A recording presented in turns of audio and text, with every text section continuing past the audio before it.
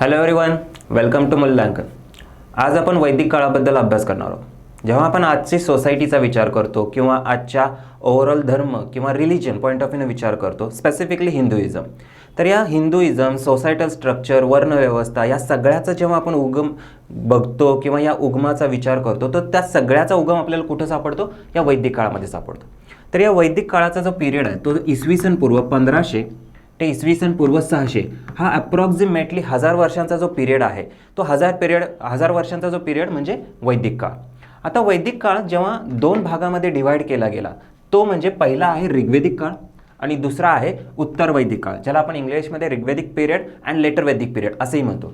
जो ऋग्वेदिक पिरियड आहे तो इसवी सन पूर्व 1500 ते 1000, ठीक आहे, आणि जो उत्तर वैदिक पिरियड आहे तो इसवी सन पूर्व 1000 ते 600 अशा दोन भागामध्ये डिव्हिजन केलेली आहे.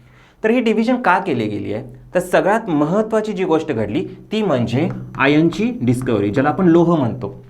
लोहचा शोध लागला आणि ह्या लोहच्या शोधामुळे काय झालं? सगळ्यात महत्त्वाची गोष्ट म्हणजे शेती या एका गोष्टीला मोठ्या प्रमाणामध्ये महत्त्व प्राप्त झालं. जेव्हा आपण उत्तर वैदिक काळ शिकू तेव्हा ह्या सगळ्या गोष्टी शिकू. फक्त आपण डिव्हिजन का झाली इथं आपण बघूया. तर आज आपण सगळ्यात महत्त्वाची गोष्ट काय करणार आहे? ऋग्वेदिक काळ डिस्कस करणार आहे. तर या ऋग्वेदिक काळाचा जो माहितीचा स्रोत आहे म्हणजे सोर्स ऑफ इन्फॉर्मेशन ज्याला आपण म्हणतो, तर हा कुठं आहे? तर आपल्याला एकमेव ग्रंथ जो आहे ऋग्वेद ग्रंथ, यामध्ये आपल्याला याची माहिती मिळते. आणि जर उत्तर वैदिक काळाची जर आपण माहिती घेण्याचा प्रयत्न केला तर त्याचा जो माहिती आहे, त्याची जी माहिती आहे, इन्फॉर्मेशन आहे, ती कुठं आपल्याला सापडते? यजुर्वेद, सामवेद, अथर्ववेद आणि त्यानंतर लिहिले गेलेले ब्राह्मणाच, जे ब्राह्मण नावाचे ग्रंथ आहेत.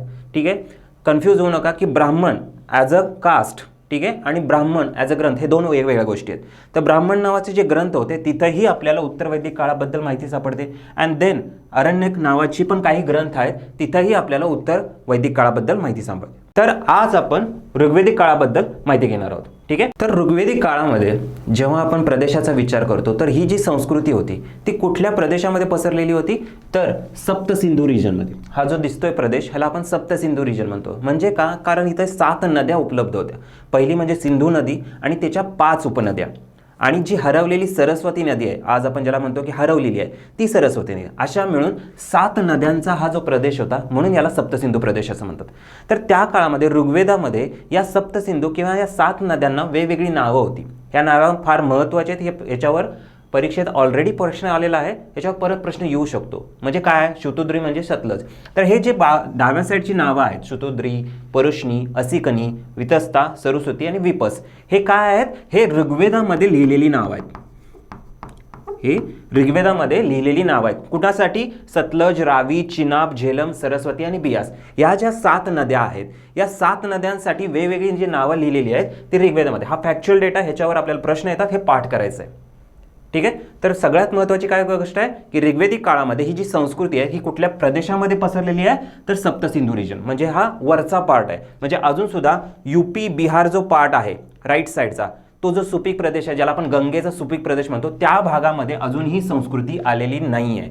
हा जो संस्कृती डेव्हलप झालेली आहे ती वरच्या भागामध्ये, ज्याला आपण सप्तसिंधू रिजन. तर आपण आता जर फॉर एक्झाम्पल म्हणायचं झालं तर हरियाणा ही जी साईड आहे तिथून वरची, त्या भागामध्ये डेव्हलप झालेली आहे. म्हणजे हा फारसा सुपीक प्रदेश नाही आहे किंवा तेवढ्या मोठ्या प्रमाणामध्ये तुम्ही शेती करू शकत नाही किंवा डोंगराळ भाग आहे. त्यामुळं या पिरियडमध्ये शेतीची प्रगती मोठ्या प्रमाणात झालेली दिसून येत नाही आहे. आता जेव्हा आपण ऋग्वेदिक काळाचा विचार करतो तर ऋग्वेदिक काळामध्ये त्यावेळची अर्थव्यवस्था कशी आहे, म्हणजे ही गोष्ट फार महत्त्वाची आहे. म्हणजे प्रत्येक हिस्ट्रीच्या पॉईंट ऑफ व्ह्यूने जेव्हा आपण बघतो त्यावेळची अर्थव्यवस्था, त्याच्यावर आधारित बाकीच्या गोष्टी असतात, म्हणजे राजकीय व्यवस्था, समाज व्यवस्था, ही सगळ्याच्या सगळ्या गोष्टी अर्थव्यवस्थेवर अवलंबून असतात. म्हणून पहिल्यांदा आपल्याला अर्थव्यवस्था समजून घेणं गरजेचं आहे. तर त्यावेळची अर्थव्यवस्था कशानं डॉमिनेट केली गेली होती? तर पशुपालन, पॅस्टोरलिझम ज्याला आपण म्हणतो. म्हणजे आपण आत्ताच बघितलं की त्यावेळी शेतीचं महत्त्व नव्हतं. का? कारण जमीन तशी नव्हती, फर्टाईल नव्हती, सुपीक नव्हती, आणि त्यामुळं तुमच्या उदरनिर्वाहाचं सगळ्यात महत्त्वाचं साधन काय होतं? पशुपालन. बरोबर आहे. आणि जेव्हा पशुपालन हे तुमचं मेन ऑक्युपेशन आहे, तुमचा मेन व्यवसाय आहे, त्यामुळं त्या काळामध्ये पशु ही सगळ्यात महत्त्वाची गोष्ट ठरते, ज्याला वेल्थ म्हणू शकतो. म्हणजे त्यावेळची संपत्ती कुठली होती? पशु. म्हणजे गुरेढोरं म्हणजेच त्यावेळची संपत्ती. म्हणजे आज आपण जर बघितलं की माझी संपत्ती काय? माझं घर आहे, माझी कार आहे, माझ्याकडे पैसा आहे, बँक बॅलन्स आहे, गोल्ड आहे, हे सगळी तुमची संपत्ती आहे, कारण त्याला काहीतरी व्हॅल्यू आहे. पण त्यावेळी कुठल्या गोष्टीला व्हॅल्यू होती? पशु. त्यामुळे पशु किंवा गुरेढोरे ज्याला आपण म्हणतो, कॅटल, इंग्लिशमध्ये त्याला जर विचारात घेतलं तर कॅटल असं म्हणतो. तर या कॅटलला त्या काळामध्ये महत्त्व होतं, म्हणून ती त्या काळची वेल्थ होती. आणि म्हणूनच आज जसं आपण चोरी म्हणतो की बाबा मला चोरी करायची तर गोल्डची चोरी करायची, तर त्यावेळीची चोरी कशा पद्धती असणार? म्हणजे गुरेढोरे चोर नाही. म्हणजे बऱ्याच वेळा तुम्ही बघत असाल, फॉर एक्झाम्पल महाभारताचं उदाहरण घेऊ. तर महाभारतामध्ये जेव्हा पांडव वनवासात गेले होते आणि 14व्या वर्षी त्यांना अज्ञातवासात जायचं होतं, तर ते एका ठिकाणी राहिले होते. तर तिथं सुद्धा जनावरांची चोरी झाली, तेव्हा हे बाहेर आले होते. तर ही गोष्ट का आली आहे? तर त्या काळामध्ये हे महाभारत लिहिलं गेलेलं आहे. म्हणूनच आपण विचार करतो की त्यावेळी वेल्थ काय होती? गुरेढोरे. आणि त्यामुळेच त्यांच्यामध्ये लूट होत होती. आता ही लूट कोण करत असेल? तर ह्या सप्तसिंधू रिजन सपोज फॉर एक्झाम्पल धरला, तर ह्या सप्तसिंधूमध्ये एकच कम्युनिटी राहत होती का? एकच ट्रायबल सोसायटी राहत होती का? नाही, बऱ्याच होत्या छोट्या छोट्या. तर एक ग्रुप दुसऱ्या ग्रुपची कॅटल चोरी करायचं, म्हणजे पशु चोरी करायचं. सो त्यावेळी या गोष्टींसाठी लढाया पण, तर या गोष्टींसाठी वॉर्स ज्याला आपण म्हणतो लढाई, हे पण होण्यास सुरुवात झाली होती. ते आपण राजकीय व्यवस्थेमध्ये आणखी जास्त डिटेलमध्ये डिस्कस करू. तर सगळ्यात महत्त्वाची काय की तुमची पशुपालन व्यवस्था, आणि दुसरी गोष्ट म्हणजे गुरेढोरे ही तुमची संपत्ती आहे. तिसरी गोष्ट म्हणजे काय की ह्या सगळ्या गोष्टींना किंवा या सगळ्या पशूंना, ॲनिमल्सना, पशु ही एक टर्म होती, ज्याला आपण टर्म, संज्ञा आपण म्हणू. ही टर्म ऋग्वेदामध्ये अस्तित्वात आहे किंवा ऋग्वेदामध्ये या सगळ्या ॲनिमल्सना पशु या नावानं संबोधलं गेलं आहे. ही गोष्ट महत्त्वाची असतात. हिस्ट्रीमध्ये किंवा स्पेसिफिकली प्राचीन भारत, एन्शियंट इंडिया ज्याला आपण म्हणतो, तेव्हा हे टर्म, संज्ञा आणि त्याचा अर्थ काय आहे ह्याच्यावर जनरली प्रश्न येऊ शकतात. सो ऋग्वेदामध्ये पशु या नावाने या सगळ्या ॲनिमल्सचा उल्लेख आहे. असं स्पेसिफिकली घोडा, कुत्रा अशा पद्धतीनं वेगवेगळ्या टर्मिनॉलॉजी, संज्ञा वापरलेल्या नाही आहेत. या सगळ्यांना एकच नाव वापरले, ते म्हणजे पशु. तर दुसरी महत्त्वाची गोष्ट म्हणजे शेती. ठीक आहे, म्हणजे आपण ऑलरेडी पाहिलेलं आहे की जो पशुपालन आहे हा त्यावेळेचा मेन व्यवसाय आहे. म्हणजे काय की दुसरा जो महत्त्वाचा व्यवसाय त्या काळामध्ये डेव्हलप झाला होता तो शेती. म्हणजे आपण ऑलरेडी त्याचं रिझन पाहिलेलं आहे की सुपीक जमीन नसल्यामुळे शेती हा दुय्यम बनला होता. पण याचा अर्थ हा नव्हता की बाबा शेती अस्तित्वातच नव्हती. शेती अस्तित्वात होती, पण त्याला दुय्यम स्थान होतं. ठीक आहे, जेव्हा आपण हे कशातनं रिफ्लेक्ट होतं, म्हणजे कुठल्या गोष्टीवरून आपण सांगू शकतो की बाबा शेतीला दुय्यम स्थान होतं, तर त्यावेळी असं नव्हतं की बाबा ज्वारीला ज्वारी म्हटलं जायचं, गहूला गहू, म्हणजे असं वेगवेगळ्या धान्यांना किंवा आपण फूड ग्रेन ज्याला आपण म्हणतो वेगवेगळी नावं नव्हती. त्या सगळ्यांना मिळून एकच नाव होतं, यव. म्हणजे गहू घ्या, ज्वारी घ्या किंवा कुठलंही आणखी फूड ग्रेन घ्या किंवा धान्य घ्या, त्या सगळ्यांना यव हे नाव होतं. म्हणजे काय की ती गोष्ट तेवढ्या मोठ्या प्रमाणामध्ये डेव्हलप झाली नाही. कुठलीही गोष्ट जेव्हा डेव्हलप होते, जास्त मोठ्या प्रमाणामध्ये डेव्हलप होते, तेव्हाच त्याच्या नावाचं डिफरन्शिएशन किंवा फरक करायला आपण सुरुवात करतो. म्हणजेच काय की या काळामध्ये शेती तेवढी डेव्हलप झालेली नाही आहे. ही टर्मिनॉलॉजी फार महत्त्वाची आहे, यव. ह्याच्यावर प्रश्न येऊ शकतो की प्राचीन भारतामध्ये यव म्हणजे काय? तर यव म्हणजे काय? सर्व अन्नधान्यांना आपण यव असं टर्मिनॉलॉजी वापरलेली आहे. दुसरी महत्त्वाची गोष्ट म्हणजे की जमीन. त्यावेळची जी जमीन होती, म्हणजे सप्तसिंधू रिजनमधली जेवढी काही जमीन होती, ती फक्त एकट्या कुठल्या व्यक्तीची मालकीची होती का? नाही. तर ती जी ट्रायबल सोसायटी होती, त्या सगळ्या ट्रायबल सोसायटीची, ज्याला आपण कम्युनल ओनरशिप किंवा कुळ मालकी, म्हणजे ते सगळं जे कुळ होतं त्या सगळ्या कुळाच्या कम्युनल ओनरशिपमध्ये होतं किंवा त्यांचं जॉईंट ओनरशिप होती. तर जमीन आहे प्रायव्हेट प्रॉपर्टी म्हणून डेव्हलप झाली नव्हती. प्रायव्हेट प्रॉपर्टी म्हणून डेव्हलप झाली नव्हती. म्हणजे जी काय ओनरशिप आहे ती जॉईंट ओनरशिप आहे. क्लिअर? म्हणून या काळामध्ये कुठल्याही प्रकारे जमिनींसाठी भांडणं आपल्याला आढळत नाहीत. ठीक आहे, म्हणजे इसवी सन पूर्व 1000 नंतर आपल्याला जमिनीसाठी भांडणं आढळतात. का? कारण शेतीला महत्त्व प्राप्त झालं. म्हणजे अजून शेतीला महत्त्व प्राप्त नाही, त्यामुळे जमिनीचं महत्त्व नाही, आणि जमिनीचं महत्त्व नाही आहे म्हणून त्याला कम्युनल ओनरशिप आहे, आणि कम्युनल ओनरशिप आहे म्हणून त्याच्यासाठी कुठल्याही प्रकारचं वॉर होत नाही आहे. म्हणजे ती संपत्ती म्हणून त्यावेळी गणली गेलेली नाही आहे. ठीक आहे. आणि नेक्स्ट महत्त्वाची एक फॅक्ट आहे ते म्हणजे कुल्य. कुल्य म्हणजे काय? एक कृत्रिम जलमार्ग, ज्याला आपण आज इरिगेशनसाठी कालवे जे निर्माण करतो ते त्यावेळी काय नावानं जाणले जायचे? कुल्य. ही एक फॅक्च्युअल डेटा आहे, महत्त्वाचा आहे की आर्टिफिशियल वॉटरवेज. ह्याचा अर्थ काय होतो की त्यावेळी शेती जरी कमी विकसित असली, ह्याचा अर्थ हा नव्हता की इरिगेशन टेक्निक्स, ज्याला आपण सिंचन पद्धती असं म्हणतो, ती सिंचन पद्धती माहीतच नाही असा नाही आहे. सिंचन पद्धती माहीत होती, पण त्याचा मोठ्या प्रमाणामध्ये त्या काळामध्ये वापर केला गेलेला नव्हता. जेव्हा कुठल्याही समाज व्यवस्थेमध्ये त्याची आर्थिक व्यवस्था मोठ्या प्रमाणामध्ये जर डेव्हलप झालेली नसेल, म्हणजे आता इथं बघितलं शेती मोठ्या प्रमाणामध्ये डेव्हलप नाही आहे. दुसरी गोष्ट म्हणजे तिथं पशुपालन जरी व्यवसाय होत असेल तो मोठ्या प्रमाणामध्ये डेव्हलप असेल याची गॅरंटी नाही आहे. तर अशा वेळी मटेरियल रिसोर्सेस म्हणजे काय, ती भौतिक संसाधनं जी आहेत ती कमीच नसणार आहेत, ती पुरेशी नसणारच आहेत. ती सगळ्यांना अवेलेबल होणार आहेत का, नाही होऊ शकत आहेत. म्हणजे जर आपण पॉप्युलेशन, लोकसंख्या आणि त्या हिशोबानुसार जर भौतिक संसाधनांचा विचार केला, मटेरियल रिसोर्सेसचा जर विचार केला तर ती मोठ्या प्रमाणामध्ये अवेलेबल नाही आहेत. आणि त्यामुळंच त्या भौतिक संसाधनांवर कंट्रोल करण्यासाठी त्या काळामध्ये काय व्हायला सुरुवात झाली होती, भांडणं, ज्याला आपण युद्ध, वॉर्स पण म्हणू शकतो. म्हणजे दोन कम्युनिटीमध्ये, दोन ट्रायबल किंवा दोन ट्राईब्समध्ये मोठ्या प्रमाणामध्ये युद्ध व्हायला सुरुवात झाली, वॉर्स. आणि त्यासाठीच त्यांच्यामध्ये एक लीडर निर्माण व्हायला सुरुवात झाली, लीडर वॉर्ससाठी, ज्याला आपण राजन्य म्हणतो. ती आपण राजकीय व्यवस्था जेव्हा स्टडी करेन तेव्हा आपण लक्षात घेऊ की लीडर कोण आहे त्या काळामध्ये, आता राजन्य नावाचा. ठीक आहे, म्हणजे भौतिक संसाधनाचा अभाव आहे आणि त्यामुळे युद्ध व्हायला सुरुवात झाली. आणि त्यानंतर जेव्हा आपण बघत होतो की ऑलरेडी आपण पाहिलेलं आहे की त्यावेळी जी कॅटल होती ती संपत्ती होती, म्हणजे आपण पशु ही संपत्ती मानतो, त्यांच्यासाठी लूट ही केली जायची. ठीक आहे, ती जी लूट आहे त्याला काय म्हटलं जायचं ऋग्वेदामध्ये, लोपत्र. हे फॅक्च्युअल डेटा आहे. लोपत्र म्हणजे काय, त्यावेळी जी लूट केली जायची, म्हणजे सपोज मी एका ठिकाणी गेलो, दुसऱ्या ट्राईबची काही कॅटल्स किंवा पशुढोरं चोरून आणली किंवा लुटून आणली, तर त्याला काय म्हणणार आपण, लोपत्र. ठीक आहे, आता हे जे लोपत्र आहे हे कुणाच्या मालकीचं आहे, त्या गण म्हणजे काय, की सगळ्या ट्राईबला गण असं म्हणतात. बरोबर आहे, एका इंडिव्हिज्युअलला किंवा एका व्यक्तीला गण असं नाही म्हणत. ती जी सगळी ट्राईब असायची, ती सगळी मोठी व्यवस्था होती, त्याला आपण काय म्हटलं, गण. आता गण कधी कधी जन पण म्हटलं जातं. म्हणजे फॉर एक्झाम्पल गणराज्य त्यातला गण आणि जनपद यामधलं जन, हे दोन्ही टर्मिनॉलॉजीज त्या ट्राईबला वापरले जात होते. ठीक आहे, म्हणजे हे गणच्या मालकीचं होतं. काय गणच्या मालकीचं होतं, लूट. ती जी काय लूट आणलेली होती ती सगळी कुणाच्या मालकीची होती, गण. आणि त्यानंतर ती डिस्ट्रीब्यूट केली जायची. ते डिस्ट्रीब्यूट करण्याचं काम कोण करायचं, विधाता. आता हे विधाता काय, तर विधाता ही त्यावेळची एक सभा आहे ज्याला आपण असेंब्ली म्हणतो. त्यावेळी 3 प्रकारच्या असेंब्लीज डेव्हलप झाल्या. पहिली म्हणजे सभा, दुसरी म्हणजे समिती आणि तिसरी म्हणजे विधाता. समजतंय, म्हणजे काय की या काळामध्ये पॉलिटिकल असेंब्लीज, पॉलिटिकल सभा डेव्हलप व्हायला सुरुवात झाली होती. आणि त्यातली महत्त्वाची कुठली आहे, जर आपण लूटच्या पॉईंट ऑफ व्ह्यूने बघितलं तर ती म्हणजे विधाता. ठीक आहे, आणि ती काय करायची, लूट जी आणलेली आहे त्याला वितरित करायचं काम, डिस्ट्रीब्यूट करायचं काम करायची. ठीक आहे, म्हणजे प्रत्येक वेळी आता विचारू शकतात ह्या ज्या 3 असेंब्लीज आहेत, सभा, समिती आणि विधाता, ह्यांचं कार्य काय आहे, किंवा मॅच द पेअर, जोड्याजुळामध्ये विचारू शकतात. तर विधाताचं कार्य काय, लूट वितरित करण्याचं. ठीक आहे, आणि त्यानंतर ही जी लूट जेव्हा वितरित करायला सुरुवात झाली, म्हणजे फॉर एक्झाम्पल जर हा आपण ऋग्वेदिक पिरियड धरला तर पहिल्यांदा तुमची सोसायटी इक्वल आहेत, सगळेजण इक्वल आहेत.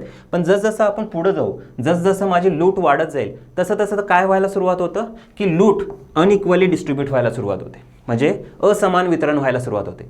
आणि असमान वितरण झाल्यानंतर ना कोण स्ट्रॉंग बनणार आहेत, जे पॉलिटिकल लीडर्स आहेत किंवा जे रिलिजियस लीडर्स आहेत ते स्ट्रॉंग बनत जाणार. आणि म्हणूनच ह्याचा सगळ्यात मोठा फायदा कोणाला झालेला आहे, राजन्य, जो आपण ऑलरेडी बघितला लीडर आहे, पॉलिटिकल लीडर. तर राजन्याला फायदा व्हायला सुरुवात झाला. आणि दुसरं म्हणजे पुरोहित, ज्यांना आपण रिलिजियस लीडर म्हणतो, धार्मिक नेते. ठीक आहे, तर राजन्य आणि पुरोहित यांचा मोठा वाटा वाढला कशामध्ये, त्या लूटमध्ये. बरोबर आहे, आणि त्यामुळं त्यांचं इकॉनॉमिक स्टेटस या समाजामध्ये वाढलं. आणि त्यामुळं नंतर उत्तर वैदिक काळामध्ये त्यांचं सोशल स्टेटस पण वाढलेलं आपल्याला दिसून येतं, ज्याला आपण सामाजिक वर्चस्व म्हणू शकतो. ठीक आहे, तर या पद्धतीनं एक uniform flow of material resources, म्हणजे काय की जी तुमची संपत्ती आहे ती एकाच दिशेने वाहू लागली. कुठल्या दिशेने, टुवर्ड्स राजन्य आणि पुरोहित. म्हणजे राजन्य आणि पुरोहित यांचा मोठा वाटा लूटमध्ये वाढलेला. त्यानंतर आणखी एक गोष्ट, त्यावेळेच्या आर्थिक व्यवस्थेचं एक वैशिष्ट्य होतं, ती म्हणजे बल्क इकॉनॉमी.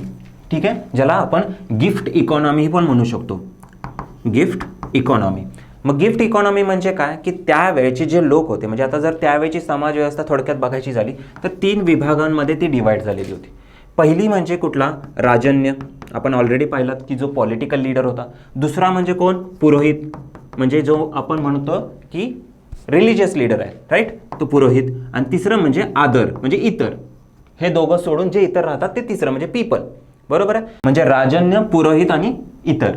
ते जे इतर लोक आहेत किंवा पुरोहित जे लोक आहेत हे दोघं काय करणार आहेत, राजन्याला म्हणजे पॉलिटिकल लीडरला काय देणार आहेत, गिफ्ट देणार आहेत, बरोबर आहे. आणि इन रिटर्न म्हणजे त्याला परतावा म्हणून काय करतोय, राजन्य पण ह्या दोघांना काय करतोय, गिफ्ट देतोय. हे कंपल्शन नाही आहे, हे स्वइच्छेने दिली गेलेली गोष्ट आहे. म्हणजे त्यावेळी जी भेट किंवा दान म्हणजे ह्या बाजूनं राजन्याकडे काय येणार आहे, गिफ्ट, आणि राजन ह्या दोघांना काय देणार आहे, दान देणार आहे, ग्रँट्स ज्याला आपण म्हणतो इंग्लिशमध्ये. तर ही जी सिस्टीम आहे, ही सिस्टीम काय आहे, बळी इकॉनॉमी. ह्याला बळी याचा अर्थ त्या काळामध्ये काय होता, गिफ्ट. ह्याचा अर्थ त्या काळामध्ये गिफ्ट होता. बळीचा आत्ताचा अर्थ वेगळा आहे, बरोबर आहे. तर त्या काळामध्ये त्याचा अर्थ काय होता, भेट किंवा दान. आणि त्यावेळी हे स्वेच्छेने दिलं जायचं, कुठल्याही प्रकारचं, ज्याला आपण व्हॉलंटरी म्हणतो, व्हॉलंटरी, बरोबर आहे, स्वेच्छेने, म्हणजे कुठल्याही प्रकारची जबरदस्ती नाही आहे यामध्ये. तर हे स्वइच्छेने दिले जातं. पण ते हळूहळू उत्तर वैदिक काळामध्ये काय झालं, जबरदस्तीने घेतलं गेलं, आणि त्यामुळेच त्याला आत्ताचा जो बळीचा अर्थ निर्माण झाला आहे तो त्या उत्तर वैदिक काळामध्ये निर्माण झाला. पण ऋग्वेदिक काळामध्ये बळीचा अर्थ काय होता, गिफ्ट. पण यामध्ये आणखी एक गोष्ट लक्षात घेण्याची गरज आहे की ही जे गिफ्ट आहेत हे कधीही कुठल्याही प्रकारे जमिनीच्या फॉर्मॅटमध्ये, जमिनीच्या स्वरूपामध्ये दिलं गेलेलं नाही आहे. का, कारण जमीन त्या काळामध्ये इम्पॉर्टंट नव्हतीच. आपण ऑलरेडी बघितलं की शेतीला महत्त्व नव्हतं, त्यामुळे जमिनीला पण महत्त्व नव्हतं, आणि म्हणूनच कम्युनल ओनरशिप होती, कुळमालकी. त्यामुळे जमिनीला महत्त्व नव्हती, ती भेट म्हणून तेवढी प्रेस्टिजियस नव्हतीच, किंवा तिला तेवढं महत्त्व नव्हतंच. त्यामुळे जमिनीची भेट कधीही दिलेली गेली नाही. भेट कधी दिली जाते, जेव्हा एखाद्या गोष्टीचं महत्त्व असतं. पण ह्या काळामध्ये जमिनीला महत्त्व नव्हतं, कारण शेतीला नव्हतं. ठीक आहे. तिसरी गोष्ट म्हणजे त्या काळामध्ये रेग्युलर ट्रिब्यूट, म्हणजे ज्याला आपण नियमित खंडणी, म्हणजे असं नाही होत नव्हतं की राजाला आपण गिफ्ट दिलंच पाहिजे. हे एक आज बघा, फॉर एक्झाम्पल, तुम्ही जर ठराविक इन्कम कमवत असाल तर तुम्हाला टॅक्स देणं गरजेचं आहे. इट इज कंपल्शन, बरोबर आहे. ते जबरदस्तीने घेतलं जातं जर तुम्ही दिलं नाही तर. सरकार त्याच्यावर ॲक्शन घेतं जर दिलं नाही तर. तर ही जे रेग्युलर ट्रिब्यूट ज्याला आपण म्हणतो, त्या काळामध्ये कुठल्याही प्रकारचं भेट किंवा हे जे दान दिलं जायचं, हे जे गिफ्ट दिलं जायचं, हे कुठल्याही प्रकारचं जबरदस्ती नव्हती. तुम्हाला इच्छा असेल तर तुम्ही द्या. ठीक आहे. तर ही रेग्युलर ट्रिब्यूट ही कन्सेप्ट त्या काळामध्ये नव्हती. त्यानंतर अधिशेष नव्हता. अधिशेष नव्हता म्हणजे काय, सरप्लस इकॉनॉमी नाही आहे. सरप्लस इकॉनॉमी म्हणजे काय, सरप्लस प्रोडक्शन नाही आहे, उत्पादन नाही आहे. कशाचं, शेतीचं. आपण ऑलरेडी पाहिलं, जमीन आहे ती सुपीक तेवढी नाही आहे, जमिनीतनं उत्पादन तेवढंच निघतं आहे जेवढी गरज आहे. तर त्यावेळची इकॉनॉमी कसली होती, निर्वाह व्यवस्था. निर्वाह व्यवस्था म्हणजे काय की सबसिस्टन्स लेवल, म्हणजे माझी जेवढी गरज, सपोज मला 10 किलोचीच गरज आहे तर मी 10 किलोच पिकवणार. सपोज मला 5 किलोची गरज आहे तर मी 5 किलोच पिकवणार. म्हणजे माझी जेवढी गरज आहे तेवढंच उत्पादन घेतलं जायचं. म्हणजे याचा अर्थ काय की त्यावेळी ट्रेड किंवा व्यापार ह्या दृष्टीनं कुठल्याही प्रकारचं उत्पादन घेतलं जात नव्हतं. म्हणजे सपोज मी 10 किलो माझी गरज आहे आणि मी 15 किलो उत्पादन केलं तर 5 किलो माझ्याकडे एक्स्ट्रा राहणार आहे, तेव्हाच मी व्यापार करणार. म्हणजे सरप्लस असेल, माझ्याकडे एक्स्ट्रा जर असेल तरच मी व्यापार करणार आहे. पण या काळामध्ये सरप्लस नव्हतंच, त्यामुळं व्यापारही नव्हता या काळामध्ये. आणि त्यामुळे वैश्य हा वर्ग पण या काळामध्ये उदयास आलेला नव्हता. ही गोष्ट लक्षात घ्या. आणि म्हणून चातुर्वर्ण्य व्यवस्था सुद्धा ह्या काळामध्ये उदयाला आलेली नव्हती. ठीक आहे. तर अधिशेष नव्हता म्हणजे सरप्लस इकॉनॉमी नाही आहे. कुठली इकॉनॉमी आहे, निर्वाह आर्थिक व्यवस्था म्हणजे काय, सबसिस्टन्स इकॉनॉमिक सिस्टम. त्यानंतर या काळामध्ये काही व्यवसाय किंवा काही क्राफ्ट्स उदयास आले. ते म्हणजे फॉर एक्झाम्पल सुतार, ज्याला आपण कार्पेंटर म्हणतो. या काळामध्ये शेती आपल्याला नांगर लागतो, तर त्यावेळी लोखंडाचा नांगर नव्हता तर कशाचा नांगर होता, वूड, किंवा आपण ज्याला आपण म्हणतो लाकडाचा नांगर होता. त्यामुळे सुतार हे प्रोफेशन त्या काळामध्ये डेव्हलप झालेलं दिसतं. ठीक आहे. तर फार कमी प्रमाणामध्ये दुसरे शेतीशिवाय आदर ज्याला आपण म्हणतो व्यवसाय उदयास आले होते. ठीक आहे. आणि सगळ्यात महत्त्वाची गोष्ट म्हणजे बार्टर सिस्टीम, ज्याला आपण वस्तू विनिमय व्यवस्थापन म्हणतो. म्हणजे यावेळी जोही व्यवहार चालायचा तो कशावर चालायचा, बार्टर सिस्टीमवर चालायचा. वस्तू विनिमय व्यवस्था म्हणजे काय, तर सपोज माझी गरज काय, मला सफरचंद हवेत. ठीक आहे, मला सफरचंद हवेत. पण माझ्याकडे काय त्यावेळी असं, आज कसं आपण फॉर एक्झाम्पल मला सफरचंद हवे असेल तर मी काय करतो, मी बाजारात जातो, मी त्याला 50 रुपये देतो आणि मग सफरचंद घेऊन येतो. म्हणजे माझ्याकडे काहीतरी 50 रुपयाचं चलन आहे. त्या काळामध्ये चलन ही गोष्ट अस्तित्वात नव्हती, बरोबर आहे. तर मला सफरचंद हवा असेल तर त्याच्या बदल्यात मला दुसरी एखादी गोष्ट द्यावी लागते, दुसरी एखादी वस्तू द्यावी लागते. म्हणजे काय की वस्तूच्या विरुद्ध मला दुसरी वस्तूच द्यावी लागते. त्या गोष्टीला आपण कुठली म्हणतो, वस्तू विनिमय व्यवस्था म्हणजे काय, बार्टर सिस्टीम. आता फॉर एक्झाम्पल मला सफरचंद घ्यायचं आहे तर ह्या व्यक्ती काय करणार आहे, त्याला कोंबडी देणार आहे तरच हा सफरचंद देणार आहे. का, तर ह्याला कोंबडीची गरज आहे. बरोबर आहे. तर ह्या अशा प्रकारची जी व्यवस्था आहे ही कुठं डेव्हलप झालेली असते, जिथं आर्थिक व्यवस्थाच कमी प्रमाणामध्ये डेव्हलप झालेली आहे. फार मोठ्या प्रमाणामध्ये कॉम्प्लेक्स अशी किंवा किचकट अशी आर्थिक व्यवस्था जर तयार झालेली असेल तर ही व्यवस्था तिथं कामी येत नाही. ही कमी विकसित अर्थव्यवस्थेमध्येच अस्तित्वात असते आणि वैदिक काळामधली आर्थिक व्यवस्था ही कमी विकसित होती. त्यामुळे त्यावेळी काय होणार आहे, बार्टर सिस्टीम डेव्हलप झालेली.